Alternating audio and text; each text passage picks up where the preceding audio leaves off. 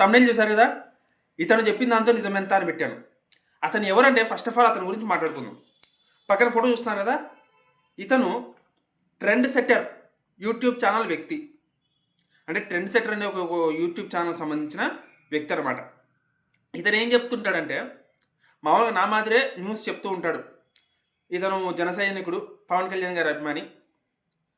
అదేవిధంగా దేశం గురించి కూడా కొంచెం చాలా పాజిటివ్గా చెప్తాడు. ఇతను ముస్లిం అయినప్పటికీ కాంగ్రెస్ వ్యతిరేకంగానే ఉంటాడు, బీజేపీకి కొంచెం సపోర్ట్గానే ఉంటాడు. కానీ ఈ మధ్య ఇతను చేసిన ఒక వీడియోలో చిన్నపాటి మిస్టేక్స్ ఉన్నాయి. అంటే తప్పు చెప్పాడంటే ఆయన అర్థం చేసుకోవడంలో తప్పు ఉంది. ఆయన ఒక 2 పాయింట్లు చెప్పాడు.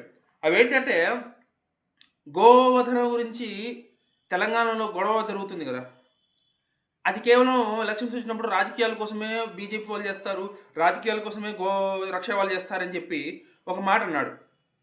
అంటే ఆ చట్టం చేసేస్తే ఒక పని అయిపోద్ది, ఈ చట్టం చేయకుండా ఈ రాజకీయాలు ఎలక్షన్స్ వచ్చినప్పుడే గొడవలు చేస్తారని చెప్పి ఒక మాట అన్నాడు. సో దాని గురించి, అలాగే ఎక్స్పోర్ట్ అనేది గోవుల్ని ఎక్స్పోర్ట్ చేస్తున్నారని చెప్పి దాని గురించి ఒక మాట చెప్పాడు. ఈ 2 పాయింట్ల గురించి క్లారిటీ ఇద్దామని ఈ వీడియో చేస్తున్నాను. ఫస్ట్ ఆఫ్ ఆల్, గో చట్టం ఉందా లేదా అంటే ఖచ్చితంగా ఉంది. ఇయర్ బై ఇయర్ ఏ ఇయర్లో ఏ రాష్ట్రంలో ఉందనేది కూడా చెప్తాను ఇప్పుడు. ఫస్ట్ ఆఫ్ ఆల్ చూద్దాం. ఫస్ట్ ఆఫ్ ఆల్, గో చట్టం అనేది ఆర్టికల్ 48 1950లో ఆర్టికల్ 48 ద్వారా ప్రవేశపెట్టడం జరిగింది. ఈ గో చట్టం అనేది ఉత్తరప్రదేశ్లో ఫస్ట్ స్టార్ట్ అయింది. గోవధ చట్టం, గోవధ నిషేధ చట్టం అనేది ఉత్తరప్రదేశ్లో 1955లో ఫస్ట్ టైం స్టార్ట్ అయింది. అంటే ప్రవేశపెట్టింది 1950లో, అమలు చేయడం మొదలుపెట్టింది 1955. మొదటి రాష్ట్రం ఉత్తరప్రదేశ్, రెండవ రాష్ట్రం ఆంధ్రప్రదేశ్, మూడవ రాష్ట్రం మహారాష్ట్ర, నాలుగవ రాష్ట్రం కర్ణాటక. ఆంధ్రప్రదేశ్లో 1977లో, మహారాష్ట్రలో 2015, కర్ణాటక 2020, అలాగే హిమాచల్ ప్రదేశ్ 1976, జార్ఖండ్ 2005, హర్యానా 2015.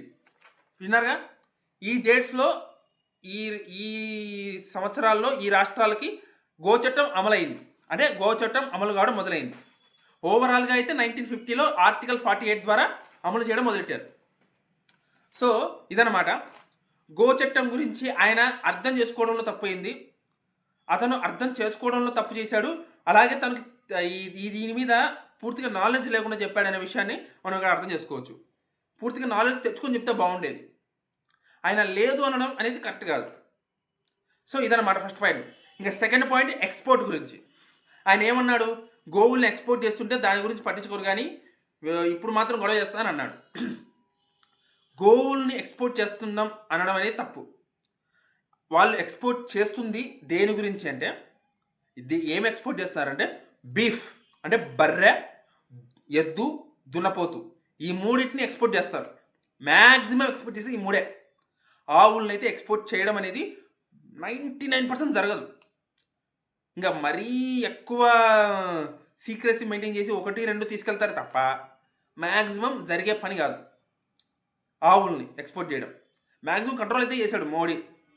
సో ఆయన ఈ 2 విషయాల మీద కొంచెం నాలెడ్జ్ లేకుండా చెప్పాడనే విషయాన్ని మనం ఇక్కడ గమనించాలి. సో అదనమాట. ఈ 2 పాయింట్స్ కాకుండా ఇంకొక పాయింట్ ఉంది. అదేంటంటే, ఎంఐఎం పార్టీ వ్యక్తి గోరక్షక్ అతన్ని గన్నుతో షూట్ చేశాడు. ఈ విషయం నిన్నంతా వైరల్ అయింది. సో అతను ఆరోగ్యంగా బయటికి రావాలని, తను త్వరగా కోలుకోవాలని చెప్పి నేనైతే కోరుకుంటున్నాను. గోవుని కాపాడడానికి వెళ్ళిన అతనికి ఈరోజు కొంచెం ఇబ్బంది అయితే ఎదురైంది అతను కాల్చడం వల్ల. సో అతను కోలుకోవాలని కోరుకుంటాం మా ఛానల్ తరపు నుంచి. జై హింద్.